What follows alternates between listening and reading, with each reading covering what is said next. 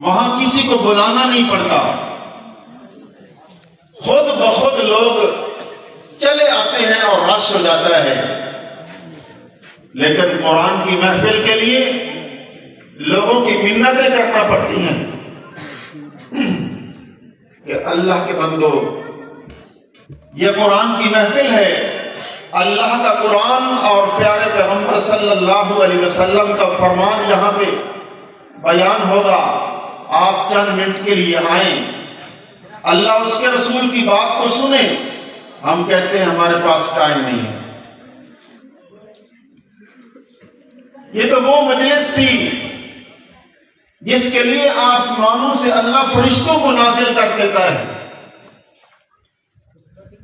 یہ وہ محفل تھی جس کے اوپر آسمانوں کے فرشتے رش کرتے ہیں اور اللہ تعالی فرشتوں کے سامنے فخر کرتے ہیں کہ یہ بندے میرے قرآن کے لیے جمع ہوئے ہیں، میں اللہ کے کلام کو سننے کے لیے آئے ہیں۔ حفتہم الملائکہ، اس پوری محفل کو فرشتے گھیرے میں لے لیتے ہیں۔ غشیتہم الرحمہ، اللہ کی رحمت اس محفل کی طرف متوجہ ہو جاتی ہے،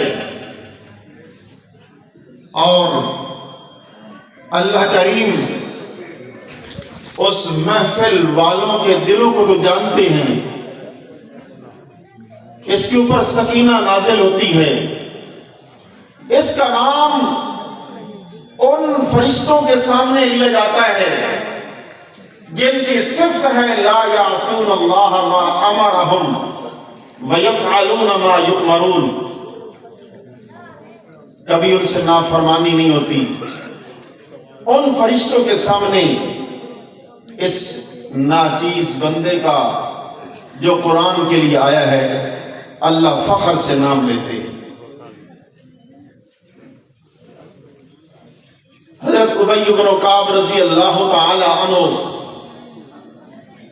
آپ علیہ السلام کی مجلس میں ہیں، حضرت جبرائیل امین آئے، آگے اللہ کے رسول صلی اللہ علیہ وسلم سے فرمایا یا رسول اللہ صلی اللہ علیہ وسلم، اللہ کہہ رہے ہیں۔ کون کہہ رہا ہے؟ اللہ کہہ رہے ہیں کہ آپ ابی سے قرآن سنیں۔ حضرت ابی بن کعب رضی اللہ تعالی عنہ سے جب کہا گیا تو حضرت ابی کہتے ہیں یا رسول اللہ، میری کیا حیثیت کہ آپ کے سامنے